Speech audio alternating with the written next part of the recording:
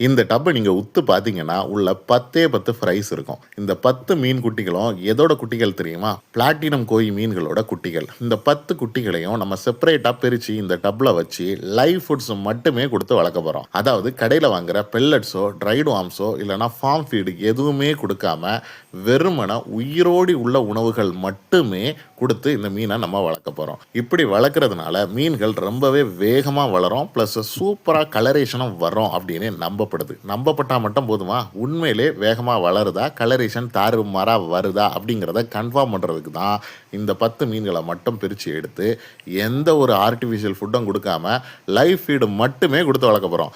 10 அல்லது 20 நாளில் அடுத்த அப்டேட் வரும், 30 நாளில் அடுத்த ஃபைனல் அப்டேட் வரும். 10 நாளில் இந்த மீன் எந்த அளவுக்கு வளர்ந்துருக்குது, 30 நாளில் இந்த மீனுக்கு எந்த அளவுக்கு கலரேஷன் வந்திருக்குது அப்படிங்கிறத தெரிஞ்சுக்கிறதுக்காக நம்ம சேனலை இப்போவே சப்ஸ்கிரைப் பண்ணி சப்போர்ட் பண்ண ஆரம்பிச்சிருங்க. உங்களுக்கு அப்டேட் கண்டினியூஸாக வந்துக்கிட்டே இருக்கும். தேங்க்யூ.